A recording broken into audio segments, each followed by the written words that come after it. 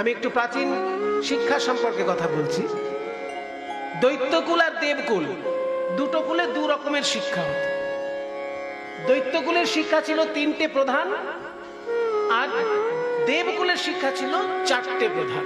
একটা শিক্ষা শুধু দেবকুলের থাকতো, দৈত্যকুলের থাকতো না। সেটা কি বলছি? দৈত্যদের শেখানো হতো 3টে বিষয়: ধর্ম, অর্থ এবং কাম। ধর্মশাস্ত্র, অর্থশাস্ত্র, কামশাস্ত্র, এই পর্যন্ত দৈত্যদের শিক্ষার বিষয়। আর দেবতাদের মধ্যে শিক্ষার বিষয় 4টি: ধর্ম, অর্থ, কাম এবং মোক্ষ। ওই জন্য হিরণ্যকশিপু বলেছিলেন, মোক্ষ টক্ষ যেন আমার রাজ্যে শিখানো না হয়। ওই মুক্তি লাভ, ওইসব কথা আমি বিশ্বাস করি না। কাজে মুক্তি লাভের কোনো প্রসঙ্গ যেন না আসে শিক্ষার মধ্যে। আমাদের শিক্ষার মধ্যে থাকবে ধর্ম। ধর্ম বলতে এখানে শুধু পূজা অর্চনা নয়, কিন্তু ধর্ম মানে দায়িত্ববোধ। শিক্ষক সময় মতো শিক্ষা দেবে, ছাত্র সময় মতো ক্লাস করবে, অফিসার সময় মতো অফিসে যাবে। প্রত্যেকটি কাজ যে যার দায়িত্ব পালন করেন, এটাকে তখনকার দিনে ধর্মশাস্ত্র বলা হতো। ধর্ম শব্দের অর্থ এখানে দায়িত্ববোধ। যে যার দায়িত্ব পালন করবে, এটার নাম ধর্মশাস্ত্র। আর অর্থশাস্ত্র বলতে কি করে টাকা পয়সা আয় করা যাবে, কি করে রাজ্য জয় করা যাবে, রাজ্য জয় এবং অর্থ লাভ, এটা হচ্ছে অর্থশাস্ত্রের প্রধান জিনিস। আর কামশাস্ত্র, কিভাবে সংসারকে আরো বংশ বিস্তার কিভাবে করা যাবে, সেইটা জানার জন্য কামশাস্ত্র। এই ধর্ম, অর্থ, কাম 3 রকমের শিক্ষাকে বলা হতো ত্রিবর্গ শিক্ষা। আর যারা অসুর প্রকৃতির বিরুদ্ধে দৈব প্রকৃতির রাজা ছিলেন, তাদের মধ্যে আর একটা বেশি থাকতো মুখ্য শিক্ষা। তারা ভাবতেন যে মুক্তি লাভের কথা যদি না আসে, তাহলে ধর্ম, অর্থ, কাম 3টেই বিপদের কারণ হয়ে দাঁড়ায়। মানুষের আত্মাত্মিক মঙ্গল হয় না।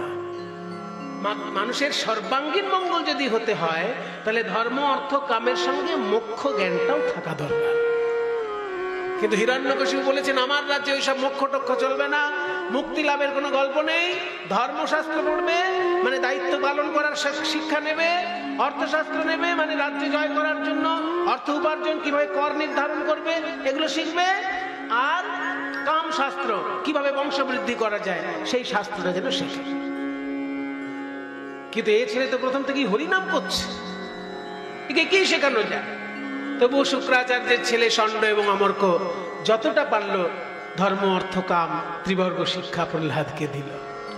যখন একটুখানি বড় হয়েছে প্রহ্লাদ, প্রাইমারি এডুকেশন আমরা যেটাকে বলি, সেটা যখন কমপ্লিট হয়েছে মনে হচ্ছে, তখন একদিন হিরণ্যকশিপু ডাকলেন, বাবা, আজকে আমি তোমার পরীক্ষা নেব। শিক্ষকের কাছে তুমি কি শিক্ষা লাভ করেছো? এসো প্রহ্লাদ, আমার কোলে এসো। আদর করে প্রহ্লাদকে ডাকলেন হিরণ্যকশিপু, বলো তো বাবা, শিক্ষার মূল বিষয়বস্তু কি হওয়া উচিত? এবার যদি ঠিক ঠিক শুক্রাচার্যের ছেলেদের কথা শুনতো, তাহলে বলতো ধর্ম, অর্থ এবং কাম, এই 3টেই আমাদের শিক্ষার প্রধান বিষয়বস্তু হওয়া উচিত। কিন্তু প্রহ্লাদ নতুন কথা শোনালো।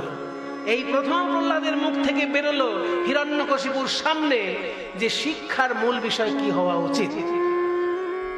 এটা শ্লোকটা আপনাদের অনেকেরই শোনা আছে, কিন্তু শ্লোকটা যে প্রহ্লাদ বলেছেন সেটা কিন্তু অনেকের জানা নেই। শুনে নিন এবার শ্লোকটা। শ্রবণং কীর্তনং বিষ্ণু স্মরণং পাদসেবনং অর্চনং বন্দনং দাস্যং সখ্যমাত্মনিবেদনম। শ্রবণং কীর্তনং বিষ্ণু শরণং পাদসেবনং অর্চনং বন্দনং দাস্যং সখ্যমাত্মনিবেদনম। এই শ্লোকটা আপনারা শুনেছেন এর আগে? দেখি কেউ একজন, কারো হাত তোলা তো দেখছি না, কিন্তু শোনেননি? আরে ওই একজন দুজনের হাত পেয়েছি, 3 জনের হাত পেয়েছি, অন্তত 3 জন শুনেছেন শ্লোকটা আগে।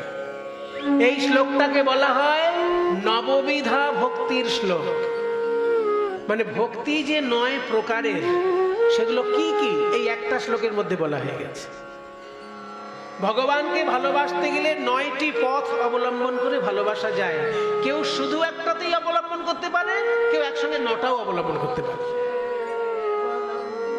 প্রথম পথ কি? ভগবানকে ভালোবাসার। এই যে আপনারা করছেন, এই গরমের মধ্যে মানুষ এসি ছাড়া থাকতে পারে না, আর আপনারা এই গরমের মধ্যে চাপাচাপি করে কষ্ট করে বসে হরি সংকীর্তন শুনছেন। এই যে শ্রবণম, এই শ্রবণমটা হচ্ছে ভগবানের চরণে প্রথম ভক্তি। ভগবানের নাম শোনা, ভগবানের লীলা শোনা, এই শ্রবণটাই হচ্ছে তার চরণে প্রথম ভক্তি। শ্রবণ যদি ঠিকঠাক হয়ে যায় তাহলে বাকিগুলো অল্প অল্প হলেও হবে। উদাহরণ আমি পরে দিচ্ছি। প্রথম ভক্তি হলো শ্রবণ। দ্বিতীয় ভক্তি কি? এই যে আমরা যেটা করছি, ভগবানের গুণগান, ভগবানের রূপগান, ভগবানের লীলা গান, ভগবানের নাম গান। 4 রকমের কীর্তন হয়: নাম, রূপ, গুণ, লীলা। কেউ নাম কীর্তন করেন হরে কৃষ্ণ কৃষ্ণ কৃষ্ণ হরে হরে, হরে রাম রাম রাম হরে হরে। কেউ রূপ কীর্তন করেন। তাহলে ভগবানের কীর্তন ক রকমের? 4 রকমের। নাম কীর্তন, রূপ কীর্তন যেটা শোনালাম, রূপের কীর্তন। গুণ কীর্তন, গুণ, ভগবানের কি কি গুণ আছে সেগুলো বর্ণনা করে যখন গাওয়া হয়, গুণ কীর্তন। একটা উদাহরণ দিচ্ছি, পুরোটা গাইছি না, 1 লাইন গাইছি। আমার বধূ সে পরশমণি, সে অঙ্গ পরশে এ অঙ্গ আমার, সোনার বরণ খানে, বধূ সে পরশমণি। মানে কৃষ্ণ যেন আমার পরশমণি, পরশ পাথর। কৃষ্ণের সংস্পর্শে এসেছিলাম বলে আমার এই লোহার শরীর যেন সোনার অঙ্গে পরিণত হয়েছে। তাহলে গুণ কীর্তন, নাম কীর্তন, রূপ কীর্তন, গুণ কীর্তন এবং লীলা কীর্তন, এই 4 রকমের হয় কীর্তন। তাহলে নববিধা ভক্তির মধ্যে প্রথম ভক্তি শ্রবণ, দ্বিতীয় ভক্তি হলো কীর্তন। এই কথাগুলো কে বলছে? প্রহ্লাদ বলছে হিরণ্যকশিপুকে যে পড়াশোনা কাকে বলে শুনে না। আমরা জানি পড়াশোনা মানে কি? জীবন বিজ্ঞান, ভৌত বিজ্ঞান, ইতিহাস, ভূগোল, ওয়ার্ক এডুকেশন, ফিজিক্যাল এডুকেশন, কি গো আরো কি কি আছে, পরে হয়তো নতুন নতুন আরো কিছু অ্যাডিশন হয়েছে, আমি সবটা তো জানি না। আমরা পড়াশোনা বলতে এগুলোই জানি, কিন্তু প্রহ্লাদ বলছে পড়াশোনা কাকে বলে শোনো বাবা, শ্রবণম, শোনাটা ভালো করে হওয়া চাই। 2 কীর্তনম, কীর্তনটা ভালো হওয়া চাই। তারপর স্মরণম, বিষ্ণুকে ধ্যান করা, চিন্তা করা, এটা তৃতীয় ভক্তি। পাদ সেবনম, ভগবানের সরাসরি শ্রীঅঙ্গের সেবা। শ্রীঅঙ্গ না পেলে শ্রী বিগ্রহের সেবা। শ্রীঅঙ্গের সরাসরি সেবা করার সুযোগ তো সবাই পাবে না, মা লক্ষ্মী পেয়েছেন, কিন্তু সবাই যদি না পায় তখন শ্রী বিগ্রহের সেবা, সেটাই পাদ সেবনের মধ্যে পড়ছে। তাহলে শ্রবণাং, কীর্তনাং, বিষ্ণু স্মরণাং, পাদ সেবনম। তারপর হচ্ছে অর্চনাম, পূজা অর্চনা করা, পূজা করা। পুজো করতে গেলে মিনিমাম 5টা জিনিস লাগে। আপনারা যখন বাড়িতে পুজো করবেন, মন দিয়ে যখন ঠাকুরকে ডাকবেন, 5টা জিনিস দিতে হয় কম করে। এক হচ্ছে গন্ধ, গন্ধ মানে চন্দন, কর্পূর আর অগুরু, এই 3টের মিশ্রণ। তারপর হচ্ছে পুষ্প, ফুল। তারপর হচ্ছে ধূপ, মানে ধূপকাঠি। তারপর প্রদীপ, দীপ। তাহলে গন্ধ, পুষ্প, ধূপ, দীপ আর নৈবেদ্য, প্রসাদ, যেটুকু যা আপনার সম্ভব হবে সেটাই। এই 5টা উপচারে মিনিমাম পুজো হয়, আর ম্যাক্সিমাম তো 64 উপচারও আছে, অনেক কিছু আছে। তাহলে শ্রবণং, কীর্তনং, বিষ্ণু শরণং, পাদ সেবনম, অর্চনম। 5 নম্বর ভক্তি হচ্ছে পূজা। 6 নম্বর ভক্তি হচ্ছে বন্দনম, স্তব পাঠ করা, এটা হচ্ছে ভক্তির একটি অঙ্গ। তারপর হচ্ছে দাস্যম, ভগবানকে প্রভু ভেবে, নিজেকে দাস ভেবে তার সেবা করা, দাস্য ভক্তি। তারপর সখ্যম, ভগবানকে বন্ধু ভেবে, নিজেকে বন্ধু ভেবে ভগবানের অন্তরঙ্গ সেবা করা। তাহলে শ্রবণং, কীর্তনং, বিষ্ণু স্মরণং, পাদ সেবনম, অর্চনং, বন্দনম, দাস্যম, সখ্যম, একটা হয়ে গেল। শেষ ভক্তি হচ্ছে আত্মনিবেদনম, নিজেকে ভগবানের চরণে সমর্পণ করে দেওয়া। এই 9টি বিষয় যদি কেউ ঠিক ঠিক করতে পারে বাবা, সেটাকেই আমি শ্রেষ্ঠ পড়াশোনা বলে মনে করি। কার সামনে দাঁড়িয়ে বলছে? হিরণ্যকশিপুর সামনে দাঁড়িয়ে এই কথা বলছে।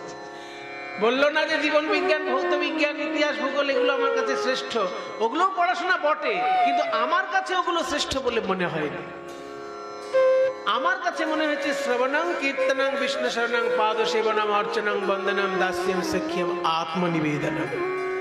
এবার যেটা আগে বলতে যাচ্ছিলাম, যে নববিধা ভক্তি যদি 9টাই কেউ করতে চান চেষ্টা করতে পারেন, কিন্তু শাস্ত্র বলেছে একটাই যদি কেউ ঠিকঠাক করতে পারে তাতেও সিদ্ধি লাভ হতে পারে।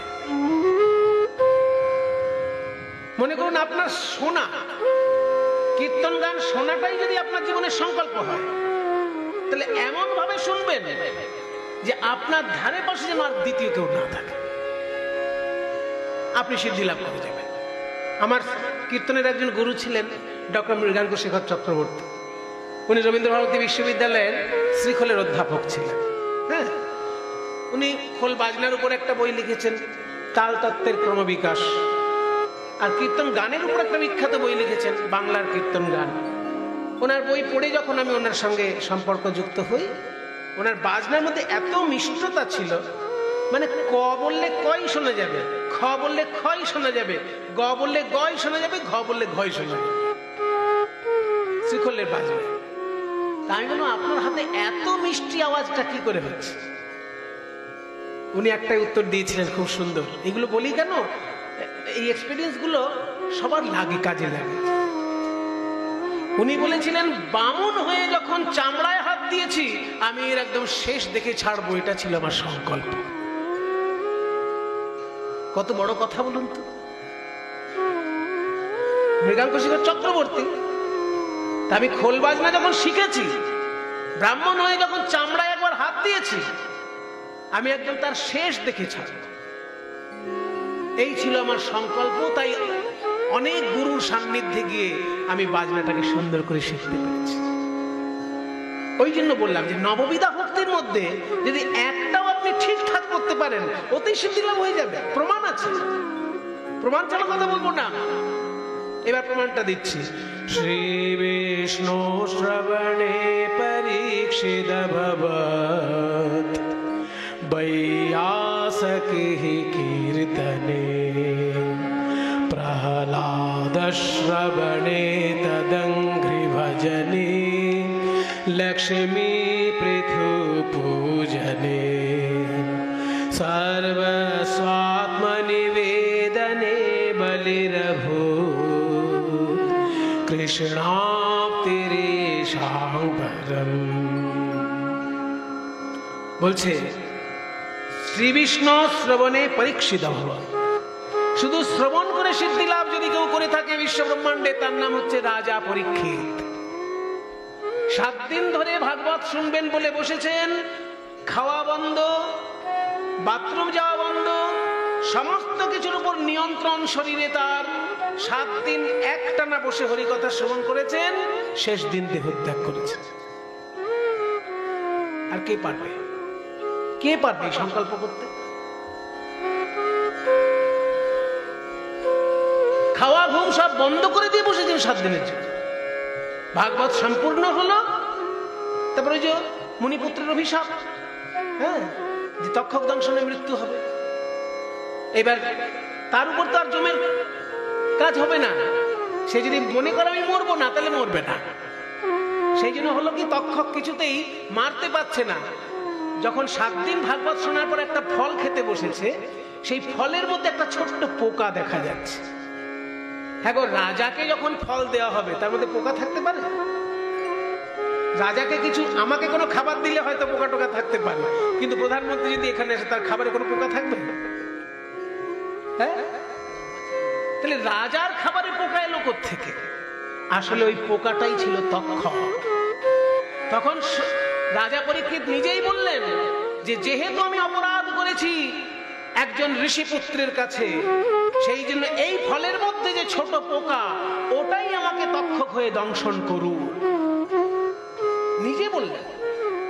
এইটা যদি উনি না বলতেন, তক্ষকের ক্ষমতা নেই রাজা পরীক্ষিতকে মেরে ফেলে, কারণ 7 দিন ধরে তিনি কৃষ্ণ কথা শুনে কৃষ্ণময় হয়ে আছে। তাই রাজা পরীক্ষিত নিজেই বললেন যে আমি যেহেতু অপরাধ করেছি, মুনির গলায় সাপ জড়িয়ে দিয়েছি, এটা কি ভালো করেছি একজন রাজা হয়ে? তাই আমার অপরাধের শাস্তি আমার পাওয়া উচিত। ভাগবত শুনে আমার জীবন ধন্য হয়েছে, কিন্তু শাস্তি আমার পাওয়া উচিত। ওই ছোট্ট পোকাটা তক্ষক হয়ে আমাকে দংশন করে। সঙ্গে সঙ্গে সেই ছোট্ট পোকা তক্ষক হয়ে রাজাকে দংশন করলেন, পরীক্ষিতের মৃত্যু। তাহলে সিদ্ধি লাভ করেছেন শ্রবণ করে কে? রাজা পরীক্ষিত। তিনি ইচ্ছা মৃত্যু বরণ করেছেন। তার মৃত্যুটা সরাসরি হয়নি, তার ইচ্ছা হয়েছে, তাই মৃত্যু হয়েছে।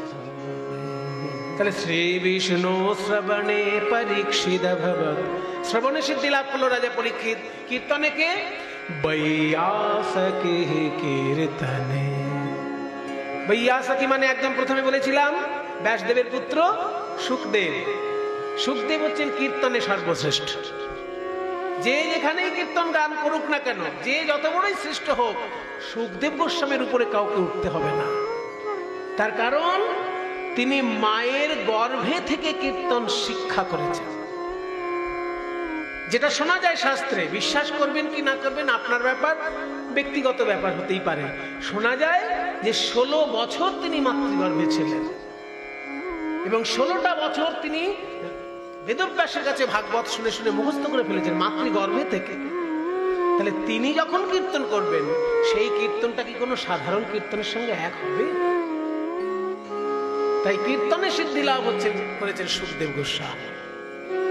বিষ্ণু স্মরণম, স্মরণে গিয়ে সিদ্ধি লাভ করেছে, যার জীবন চরিত এখন চলছে। প্রহ্লাদ এমন স্মরণ করলেন দেবতা নরসিংহ ভগবানকে যে স্ফটিক স্তম্ভের মধ্যে স্বয়ং নারায়ণ এসে নরসিংহ রূপে আবির্ভূত হয়ে হিরণ্যকশিপুকে বধ করলেন।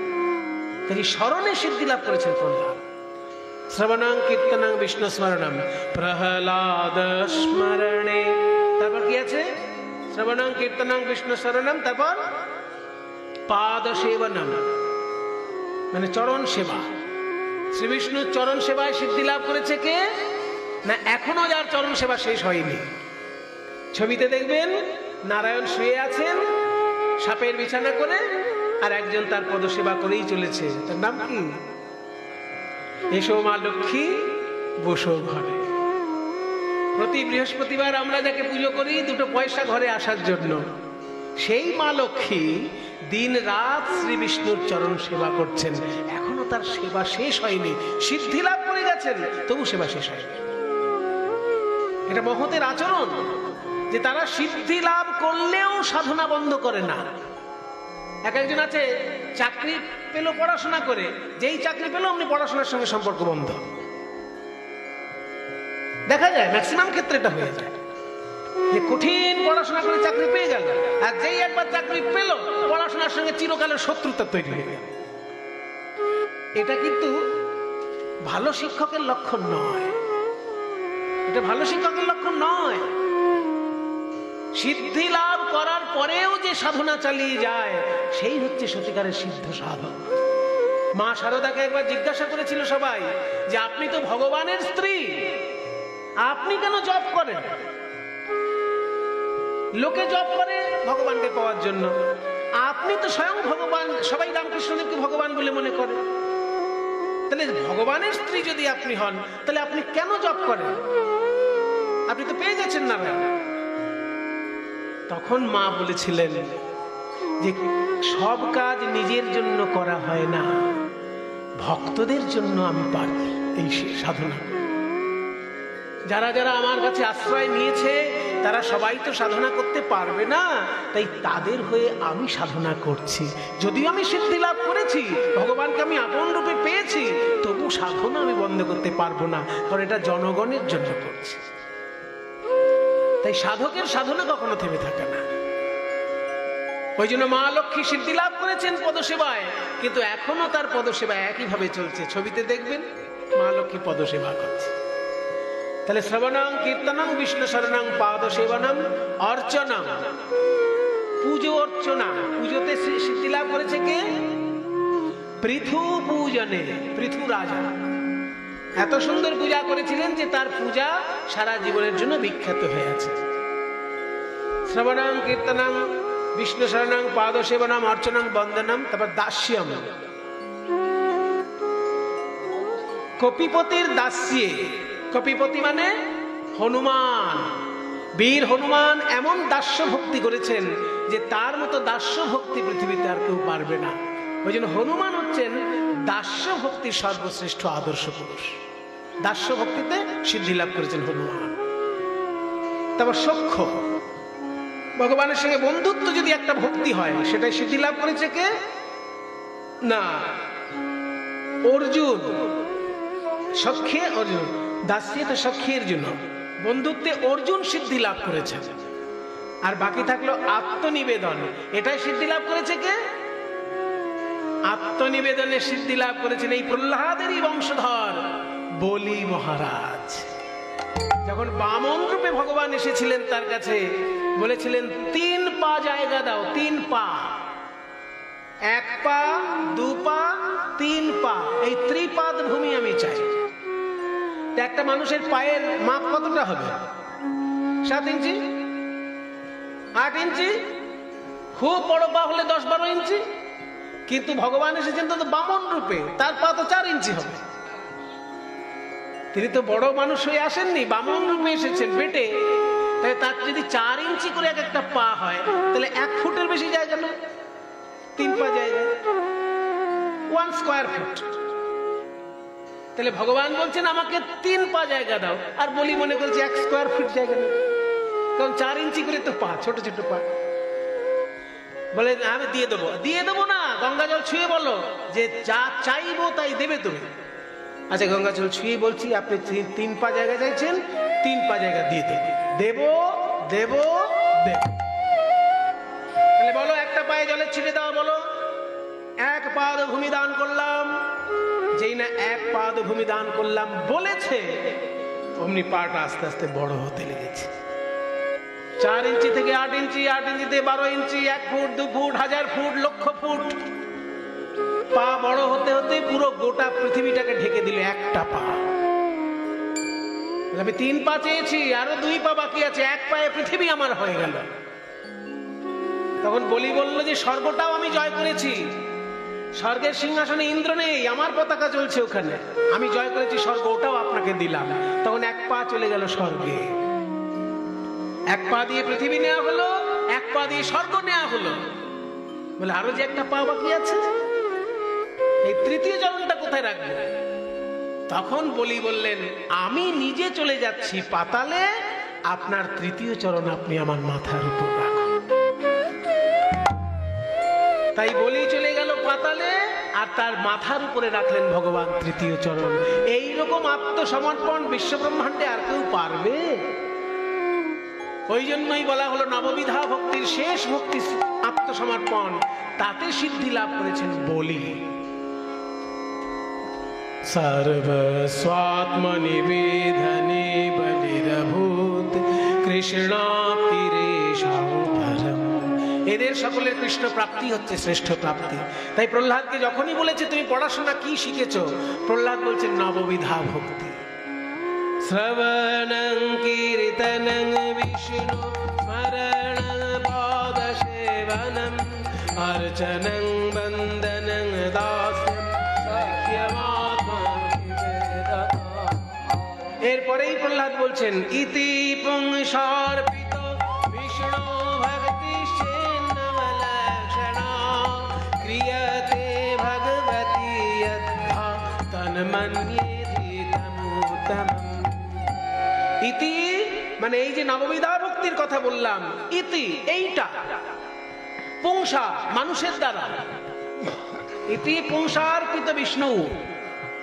এই নববিধা ভক্তি যদি কোনো মানুষ বিষ্ণুর চরণে অর্পণ করতে পারে, ইতি পুংসার্পিত বিষ্ণু ভক্তিশ্চেন নবলক্ষণা, এই নবলক্ষণা ভক্তি যদি কেউ বিষ্ণু চরণে সমর্পণ করতে পারে, ক্রিয়াতে ভগবতী ভগবানের চরণে যদি করা হয়, আধ্যা, খুব দৃঢ়ভাবে তান মানিয়ে, সেটাকেই আমি মনে করি অধিতম উত্তমম, শ্রেষ্ঠ অধ্যয়ন। সেটাকে আমি শ্রেষ্ঠ অধ্যয়ন বলে মনে করি। আমাদের সাধারণ অধ্যয়নই হয় না, বা শ্রেষ্ঠ অধ্যয়ন কি করে করব? ভালো পড়াশোনাটাই আমরা করতে পারছি না মশাই। আর শ্রেষ্ঠ পড়াশোনা, সাধারণ পড়াশোনাটাকে করি, তারপর তো শ্রেষ্ঠ। এগুলো শ্রেষ্ঠ পড়াশোনার আলোচনা চলছে। সাধারণ পড়াশোনাটা ভালো করে না করলে এই শ্রেষ্ঠ পড়াশোনা সম্পর্কে ধারণা হবে না। তাই প্রহ্লাদ বলছে এটাকে আমি শ্রেষ্ঠ পড়াশোনা বলে মনে করি। আর বাকি আপনারা যেগুলো পড়াশোনা বলছেন ওগুলো সাধারণ পড়াশোনা, সবগুলোই পড়াশোনা। ইতিহাস, ভূগোল, জীবন বিজ্ঞান, ভৌত বিজ্ঞান, বাংলা, হিন্দি, ইংরেজি, সব পড়াশোনা। কিন্তু আমার মতে শ্রেষ্ঠ পড়াশোনা হচ্ছে নববিধা ভক্তি। যেই না এই কথা বলেছেন, অমনি রক্তচক্ষু হয়ে হিরণ্যকশিপু বললেন, বটে, যে বিষ্ণু আমার দাদাকে হত্যা করেছে শূকর রূপে, সেই বিষ্ণুর উপাসনা তোর কাছে শ্রেষ্ঠ পড়াশোনা। এই তোর শিক্ষক মশাইগণ কি ঘাসে মুখ দিয়ে চলে? তোর মাস্টার মশাই যারা, এই যে ষণ্ড আর অমর্ক, শুক্রাচার্যের ছেলেরা, এরা কি ঘাসে মুখ দিয়ে চলে? এরা পড়াশোনা জানে না? তুই নতুন কথা শেখাতে এসেছিস? প্রহ্লাদ বলছে এনারা জানেন, কিন্তু সব জানেন না। হ্যাঁ, সব তুই জানিস? আমার জানার অনেক সূত্র আছে, সেই সূত্রগুলোতে এখনো এনারা পৌঁছতে পারেননি। তাই আমার ভাগ্য হয়েছে যেটুকু জানার, সেই পর্যন্ত এখনো আমার শিক্ষকগণ গিয়ে পৌঁছতে পারেননি। বলিস কি? তাহলে তোর এই জ্ঞানের কথা কে জানতে পারবে? সেইখানে একটা সুন্দর কথা বলেছেন প্রহ্লাদ, নৈষাংমতি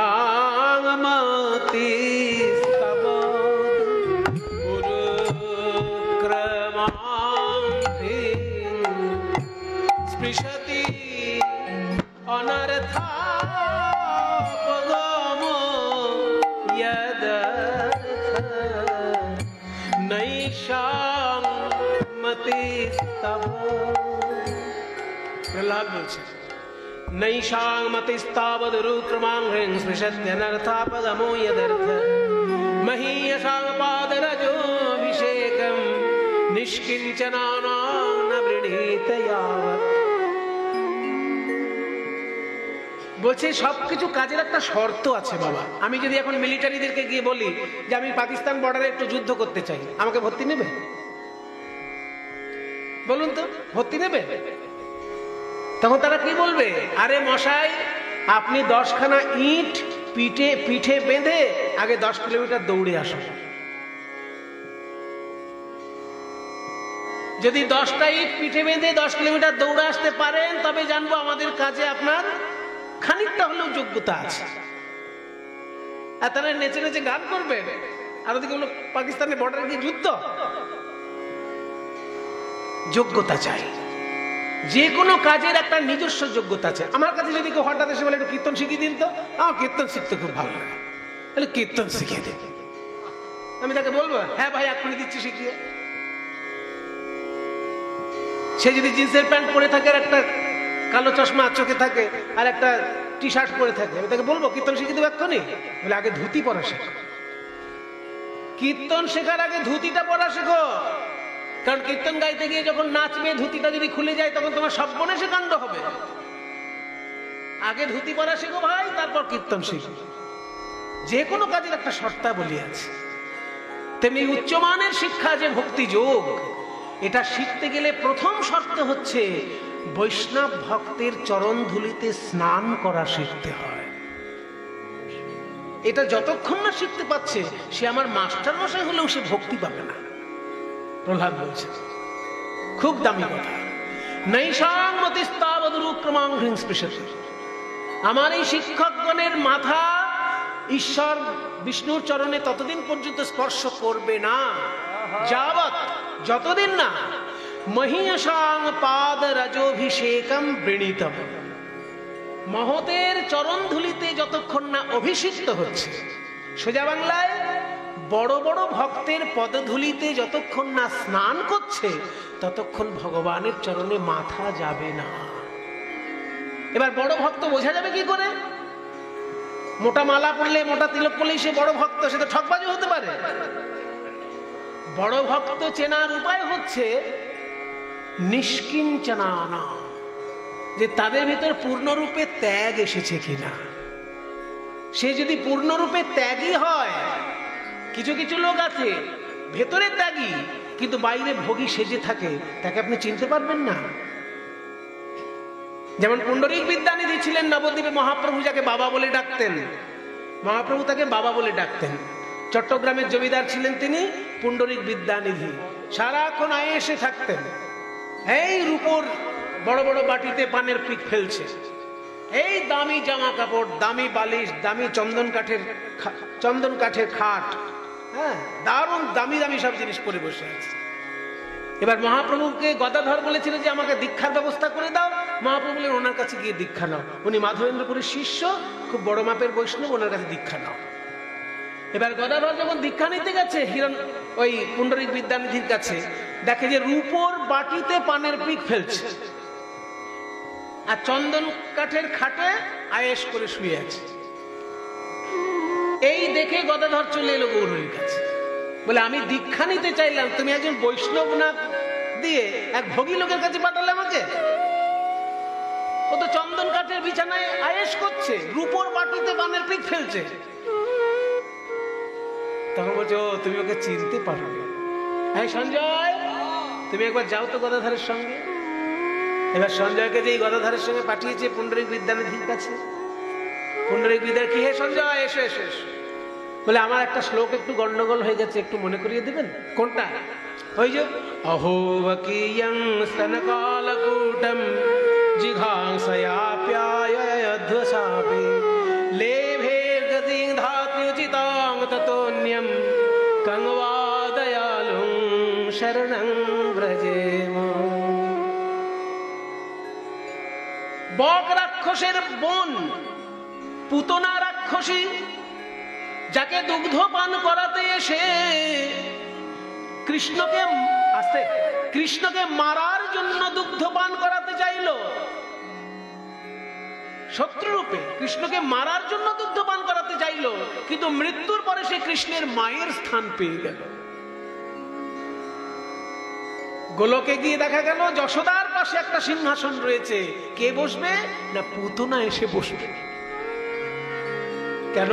ওই যে দুগ্ধ পান করিয়েছে, কৃষ্ণকে মারার জন্য দুগ্ধ পান করিয়েছে। তো তাতে কি হয়েছে? দুগ্ধ তো পান করিয়েছে।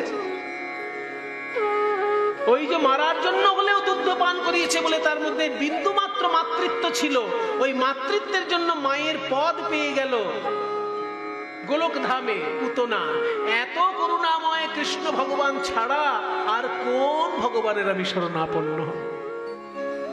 এই শ্লোক যখনই উচ্চারণ করেছে পুণ্ডরীক বিদ্যানিধি ওই খাট থেকে লাফ দিয়ে পড়লেন মাটিতে। হা কৃষ্ণ প্রাণ কৃষ্ণ, হা কৃষ্ণ কৃষ্ণ কৃষ্ণ কৃষ্ণ বলে পাগলের মতো করতে করতে নিজের জামা কাপড় ছিঁড়ে ওই মাটিতে গড়াগড়ি দিচ্ছেন, আর মুখ চোখ দিয়ে অনর্গল অশ্রুধারায় ভেসে যাচ্ছে সর্বই অঙ্গ। পাগলের মতো করতে লাগলেন কৃষ্ণ। এই ভিতরের ভক্তিটা বাইরে বেরিয়ে এসেছে। ওই জন্য ভক্ত চেনা খুব কঠিন, কারণ ভিতরে তীব্র বৈরাগ্য, কিন্তু বাইরে থেকে বোঝা যাবে না। তাই প্রহ্লাদ বলছে বাবা, আমার মাস্টার মশাইরা পণ্ডিত মশাই হতে পারেন, কিন্তু যেহেতু তারা ভক্ত পদধূলিতে কখনো স্নান করেননি, ওই জন্য এই ভক্তি রাজ্য সম্পর্কে তাদের কোনো ধারণা নেই। এই কথা বলার সঙ্গে সঙ্গে হিরণ্যকশিপু রেগে গিয়ে বলে, নিয়ে যাও চোখের সামনে থেকে, একে আমার চোখের সামনে থেকে নিয়ে যাও, গিয়ে ওকে এক কাজ করো, ভয়ঙ্কর ভয়ঙ্কর শাস্তি দাও, যাতে ওকে দেখে আমার ছেলে হলে কি হবে, ওর মুখে যখন হরি নাম শুনেছি, বিষ্ণু নাম শুনেছি, শাস্তি ওকে পেতেই হবে। কে আছিস? ওকে নিয়ে যা, কারাগারে রুদ্ধ করে না, 3 দিন খেতে দিবি না, আর বুকের উপরে বিরাট বড় একটা পাথর চাপিয়ে দেবে।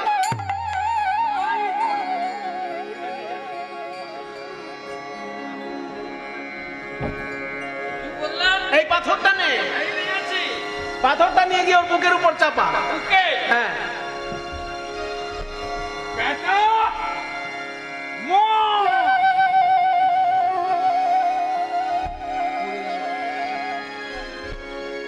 প্রহ্লাদের বুকের উপর চাপিয়ে দিল পাথর। কিন্তু প্রহ্লাদ কি দেখলো জানেন? প্রহ্লাদ দেখে পেল স্বয়ং বিষ্ণু সেই পাথরটি হাতে করে ধরে আছে। কেন ধরবে না? গিরি গোবর্ধন পর্বত যদি ভগবান 7 দিন ধরে তুলে রাখতে পারেন, আজকে প্রহ্লাদকে রক্ষা করার জন্য ওই পাথরটি তিনি তুলে ধরবেন না? ওই জন্য যারা প্রহরী তারা পাথরটা চাপছে, ভাবছে প্রহ্লাদ এই বুঝি মরে যাবে, কিন্তু প্রহ্লাদ দেখছে স্বয়ং বিষ্ণু পাথরটি ধরে আছে, হাসি মুখে কৃষ্ণ নাম করছে। মোহন মুরলী